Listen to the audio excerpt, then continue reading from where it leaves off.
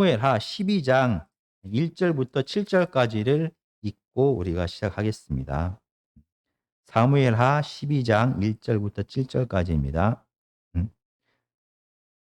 여호와께서 나단을 다윗에게 보내시니 그가 다윗에게 가서 그에게 이르되 한 성읍에 두 사람이 있는데 한 사람은 부하고 한 사람은 가난하니 그 부한 사람은 양과 소가 심히 많으나 가난한 사람은 아무것도 없고 자기가 사서 기르는 작은 암양 새끼 한 마리뿐이라. 그 암양 새끼는 그와 그의 자식과 함께 자라며 그가 먹는 것을 먹으며 그의 잔으로 마시며 그의 품에 누움으로 그에게는 딸처럼 되었거늘 어떤 행인이 그 부자에게 오매 부자가 자기에게 온 행인을 위하여 자기의 양과 소를 아껴 잡지 아니하고 가난한 사람의 양 새끼를 빼앗아다가 자기에게 온 사람을 위하여 잡았나이다 하니 다윗이 그 사람으로 말미암아 노하여 나단에게 이르되 여호와의 살아 계심을 두고 맹세하노니 이 일을 행한 그 사람은 마땅히 죽을 자라. 그가 불쌍히 여기지 아니하고 이런 일을 행하였으니 그 양새끼를 내 배나 갚아 주어야 하리라 한지라. 나단이 다윗에게 이르되 당신이 그 사람이라. 지금 선지자 나단은 다윗 앞에 섰습니다. 그리고 부자와 가난한 사람 이야기를 해줍니다. 이 부자는 자기에게 손님이 오자 가난한 이 자의 하나밖에 없는 딸과 같은 양을 빼앗아 손님을 대접합니다. 이 이야기를 들은 다윗은 화를 냅니다. 반드시 심판을 받아야 될 것이다 라고 말합니다. 그러자 나단이 바로 이 부자가 다윗 왕 당신입니다 라는 이야기를 해줍니다. 사무엘상 12장처럼 오늘 하나님의 본문에서 대제사장들과 백성의 장로들에게 비유로 예수님도 말씀하십니다. 마태복음 21장 28절부터 32절까지입니다. 저희가 천천히 다 같이 함께 읽겠습니다. 시작. 그러나 너희 생각에는 어떠하냐? 어떤 사람에게 두 아들이 있는데 맏아들에게 가서 이르되 오늘 포도원에 가서 일하라 하니 대답하여 이르되 아버지 가겠나이다 하더니 가지 아니하고 둘째 아들에게 가서 또 그와 같이 말하니 대답하여 이르되 실소이다 하였다가 그 후에 뉘우치고 갔으니 이 둘 중에 누가 아버지의 뜻대로 하였느냐? 이르되 둘째 아들이니이다. 예수께서 그들에게 이르시되 내가 진실로 너희에게 이르노니 세리들과 창녀들이 너희보다 먼저 하나님의 나라에 들어가리라. 요한이 의의 도로 너희에게 왔거늘 너희는 그를 믿지 아니하였으되 세리와 창녀는 믿었으며 너희는 이것을 보고 끝내 뉘우쳐 믿지 아니하였도다. 오늘 본문의 배경은 이 땅에서의 마지막 유월절을 지키기 위하여 제자들과 함께 예수님은 지금 예루살렘 성에 와 있습니다.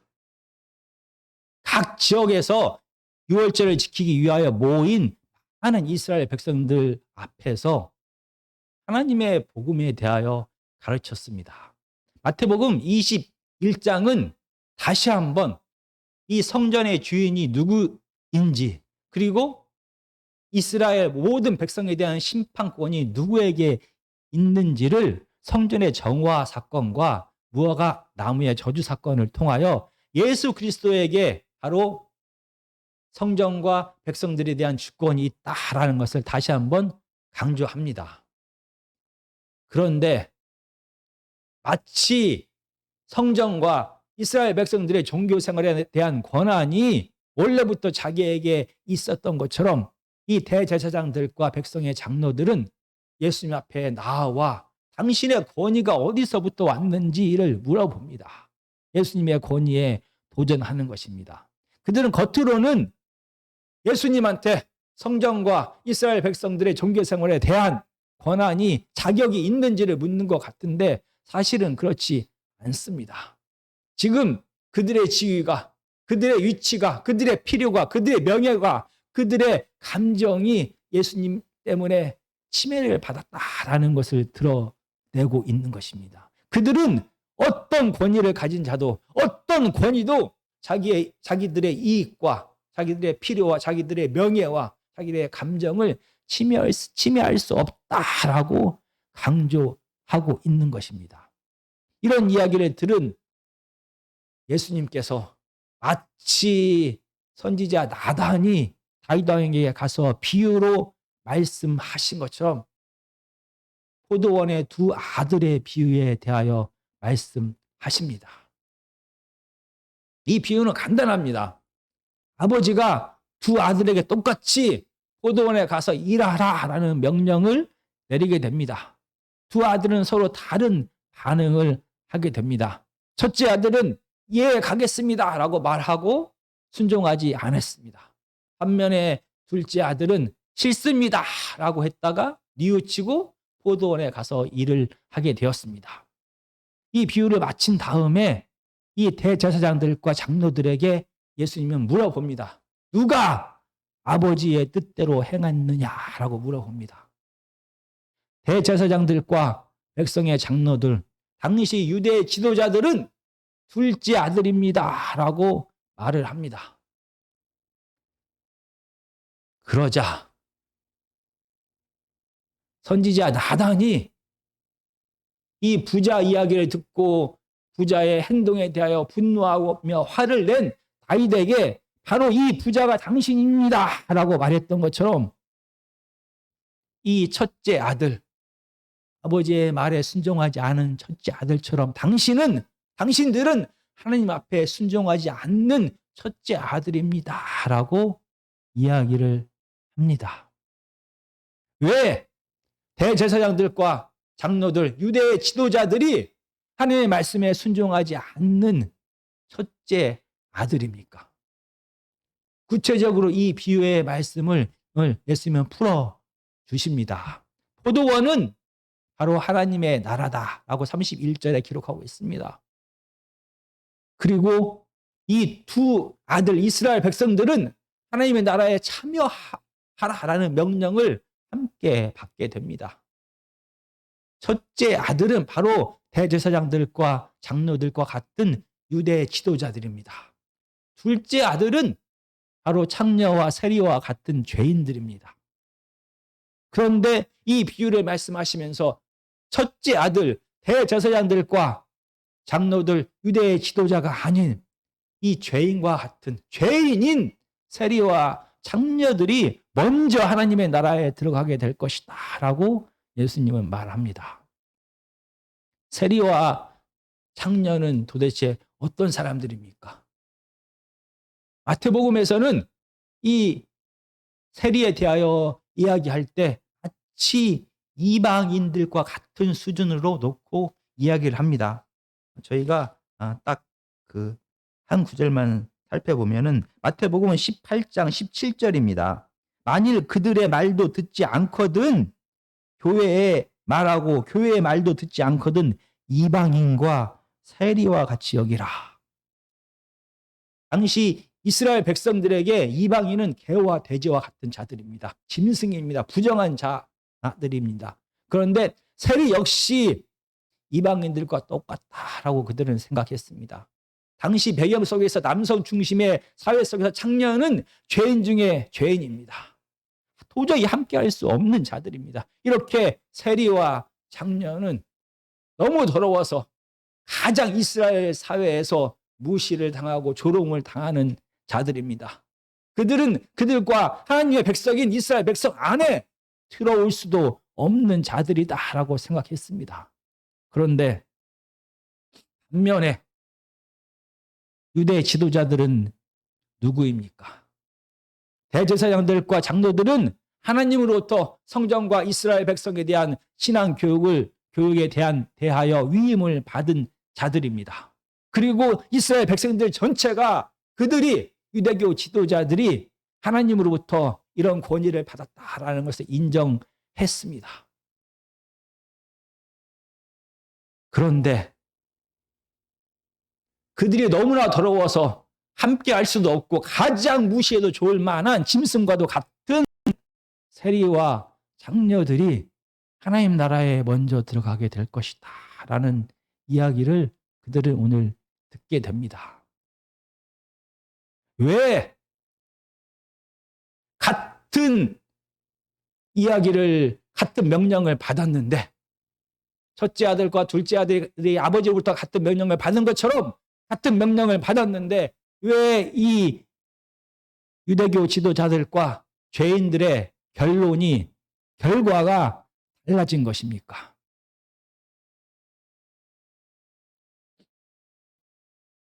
계속해서 왜 유대교 지도자들이 첫째 아들과 같이 순종하지 않은 자녀들이고 아들이고 세리와 장녀와 같은 죄인들이 둘째 아들과 같은 하나님 나라에 들어가는 자들인지 침례 요한의 예를 들어서 예수님은 다시 한번 자세하게 설명합니다. 침례 요한은 회개하라 천국이 가까웠느니라 라는 말씀을 선포합니다.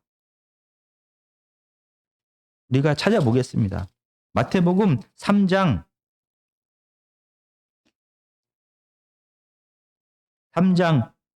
2절과 5절부터 7절까지를 제가 읽어보겠습니다. 회개하라 천국이 가까웠느니라 하였으니 3장 5절입니다. 이때 예루살렘과 온 유대와 요단강 사방에서 다 그에게 나와 자기들의 죄를 자복하고 요단강에서 그에게 침례를 받더니 요한이 많은 바리새인들과 사두개인들이 침례 베푸는데 오는 것을 보고 이르되 독사의 자식들아 누가 너희를 가르쳐 임박한 진노를 피하라 하더냐. 그러므로 회개에 합당한 열매를 맺고. 이 침례 요한의 이야기를 다시 한번 예수님께서 하십니다. 마태복음 21장 오늘 본문의 32절을 보면 이렇게 말합니다. 요한이 의의 도로 너희에게 왔거늘. 의의 도라는 것은 하나님의 뜻대로 살아가는 방법을 말합니다. 이 땅에서 하나님의 뜻대로 온전히 순종하면서 살아가는 방법, 살아가는 길을 의의 도라라고 말합니다. 침례 요한은 이스라엘 백성들에게 하나님 나라가 가까웠기 때문에 지금까지의 모든 생활 방식을 다 버리고 하나님의 뜻에 온전히 순종하는 자로 살아야 됩니다라고 이 회개의 말씀을 선포했습니다. 그러자 세리와 장녀 스스로가 죄인 되었다라고 생각하는 자들은 이 침례 요한의 이 회개의 외침에 반응합니다. 그들은 그동안 어떻게 살았습니까? 구체적으로 도둑질하지 말라. 구체적으로 간음하지 말라라는 이 하나님의 명령을 그들은 어기면서 살았습니다. 하나님의 말씀을 무시하면서 살았습니다. 그러나 세리와 장녀들은 이 침례 요한의 회개의 외침에 반응합니다. 침례 요한이 하나님으로부터 온 선지자임을 인정하고 이 회개의 외침에 반응하여 자기의 잘못을 회개합니다. 내가 죄인입니다 라고 회개합니다. 그리고 침례 요한으로부터 침례를 받게 됩니다. 오늘 본문에는 그걸 회개했다라고 뉘우쳤다라고 말합니다. 그런데 이 뉘우쳤다라는 말은 우리가 감정적으로 후회한다, 뉘우친다라는 뜻을 넘어섭니다. 진정한 회개는 우리의 마음과 생각과 행동의 변화를 이끕니다. 지금까지는 이 죄인들은 이 세상의 힘과 쾌락을 쫓아가면서 살았습니다. 그러나 침례 요한에 전한 이 하늘나라의 복음에 반응하여 그들은 지금까지 쫓아갔던 지금까지 자기 삶의 방식이었던 세상의 질서와 세상의 가치를 버렸습니다. 그리고 하나님 앞으로 나아갑니다. 하나님의 질서, 사랑과 정의의 길을 따라갑니다. 그 결과 그들의 일상의 삶이 변하게 됩니다. 하나님 앞에 온전히 순종하는 자, 하나님을 사랑하는 자, 하나님을 우상처럼 여기지 않는 자, 그리고 이웃을 내 몸처럼 사랑하는 자의 삶으로 변화가 됩니다.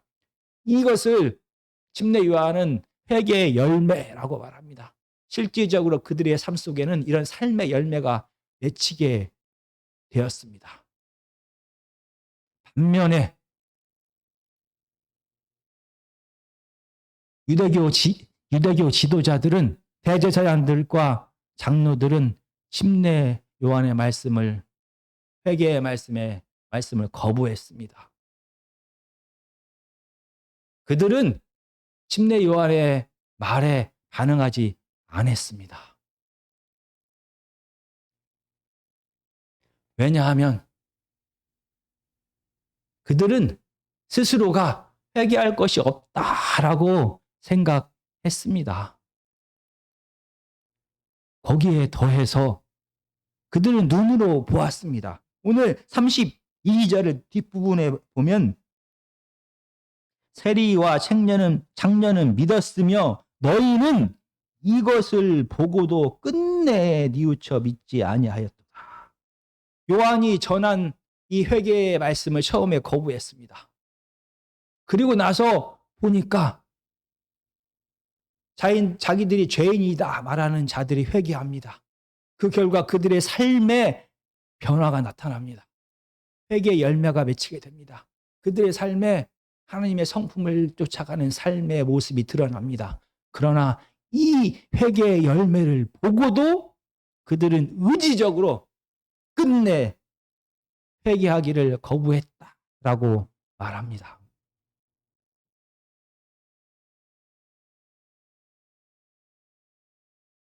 왜 종교 지도자들은 회개하지 않았을까요? 왜 대제사장들과 장로들은 회개하지 않았을까요? 마태복음은 처음부터 예수 그리스도의 반대편에 서 있는 유대교 지도자들의 회개하지 않은 이유를 계속해서 설명하고 있습니다. 어쩌면 그들의 지위가, 그들의 소명이 그들로 하여금 회개할 필요를 느끼지 못하게 했을지도 모릅니다. 이 유대 지도자들은 하나님의 말씀을 연구하는 자입니다. 하나님의 말씀을 가르치는 자입니다. 그들은 늘 하나님의 말씀 속에서 살았습니다.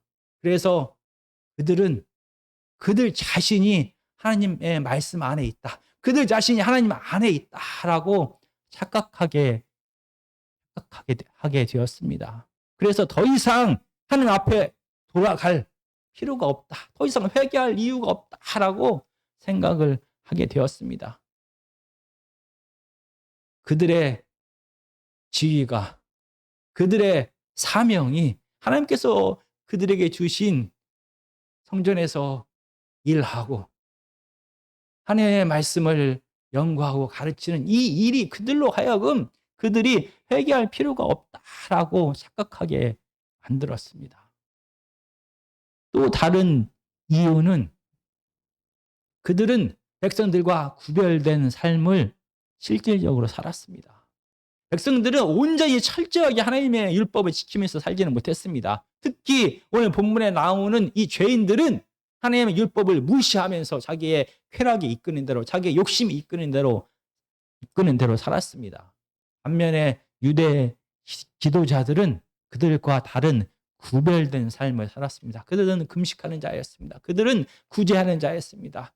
그들은 기도하는 자였습니다. 그들은 11조 하는 자였습니다. 그들의 삶을 통하여 그들이 하나님의 율법을 꾸준하게 최선을 다하며 지키며 살았습니다. 그래서 그들 스스로가 더 이상 자기들은 회개할 것이 없다라는 생각을 하게 되었습니다. 그러나 우리가 방금 전에 읽은 마태복음 3장은 다른 이야기를 합니다.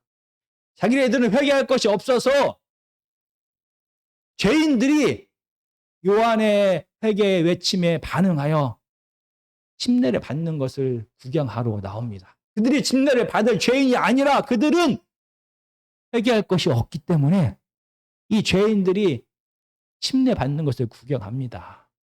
이런 그들의 모습을 보고 침례 요한은 말합니다. 이게 독사의 자식들아. 그들의 삶에는 하나님의 질서를 따르는 사랑과 정의와 긍휼이 없습니다. 그들의 삶에는 탐욕과 쾌락이 가득하다라고 그들에게 경고합니다. 그리고 오늘 본문은 다시 한번 왜 유대교 지도자들이, 왜 장로들이, 왜 대제사장들이 회개하지 않았을까에 대하여 이 21장의 배경 속에서 권위에 대한 이야기를 하면서 이 지도자들이 회개하지 않은 이유를 말합니다. 바로 그 이유는 회개를 외치는 요한, 회개를 외치는 예수님의 권위를 인정할 수가 없었기 때문입니다.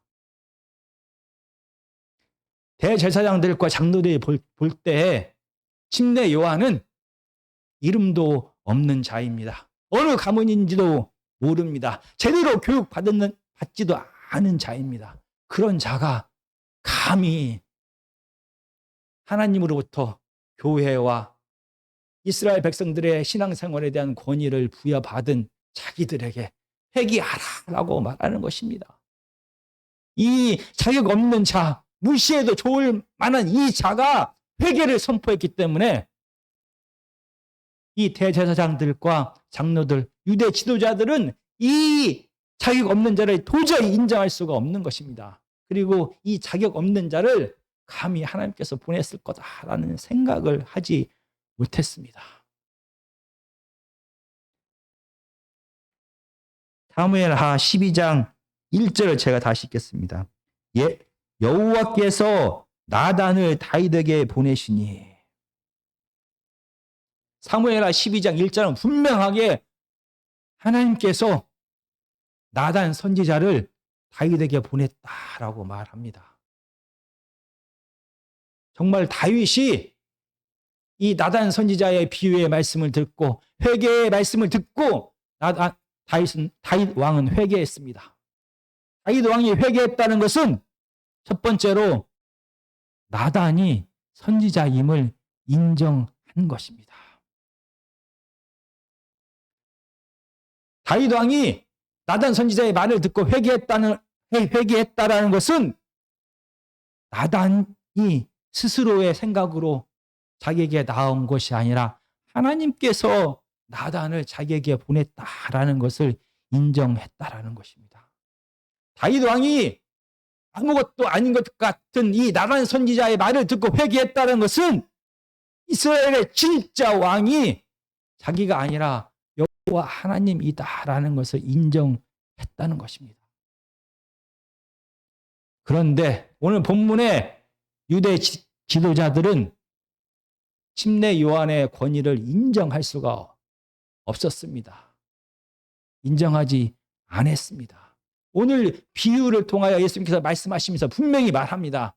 아버지가 두 아들에게 똑같이 이야기를 했다라고 말합니다. 그리고 실제 상황에서 요한이 대제사장들과 장로들을 포함한 유대 지도자들과 백성들에게 똑같이 회개의 말씀을 전합니다. 바로 요한이 스스로의 생각대로 얘기한 것이 아니라 하나님께서 요한을 보내셨다라는 것입니다. 그래서 요한의 말에 반응하는 것이 바로 하나님의 말에 반응하는 것이다라는 것을 보여줍니다. 그런데 유대 지도자들은 자기들이 보기에 신분도 이름도 명예도 교육도 받지 못한 이 침례 요한을 절대 인정할 수가 없습니다. 그래서 회개하지 않았습니다.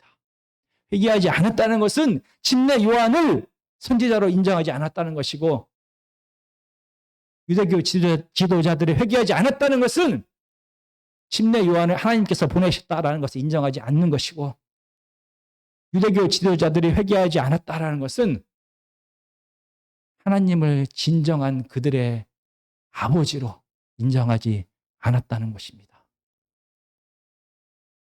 이렇게 어떤 권위도 인정할 수 없는 대제사장들과 장로들은 회개할 수가 없습니다. 어떤 누가 와서 회개의 말씀을 선포해도 그들은 자기 위에 어떤 권위도 인정하지 않았습니다. 사람의 어떤 권위도 인정하지 않는 그들은 결국 하나님의 권위까지 인정할 수 없게 되었고 하나님으로부터 온 이 회개의 말씀에 반응하지 않았던 것입니다. 정말 저희들은 점점 신앙생활을 더 오래 하면 할수록 하나님에 대한 지식이 더 정말 깊어집니다. 하나님에 대한 경험도 더 깊어지고 넓어집니다.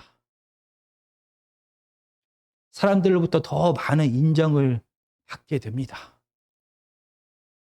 더 많이 공부하면 우리가 더 많은 것을 알게 됩니다. 그래서 어느새 우리의 지식이, 우리의 경험이, 우리의 헌신이 우리로 하여금 가르치는 자의 위치로 가게 합니다. 어느새 우리는 가르치는 자가 되고 판단하는 자가 되었습니다.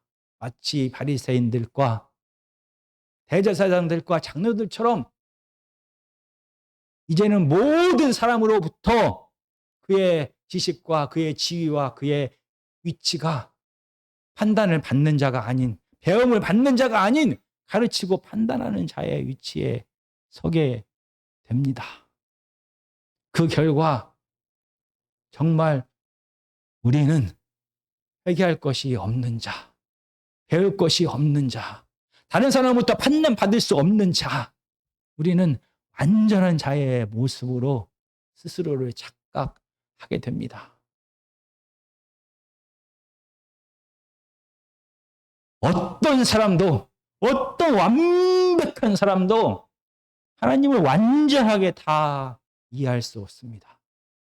어떤 깊은 지식을 가진 사람도 하나님의 말씀을 하나님의 뜻대로 완전하게 이해하고 해석할 수는 없습니다.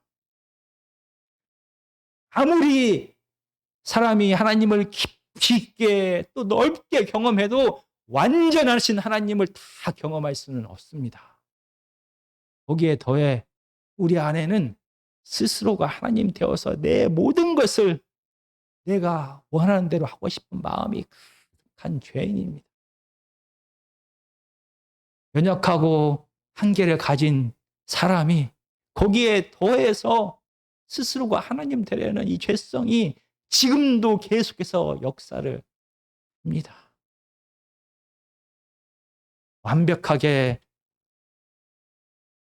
하나님을 이해할 수 없는 사람이,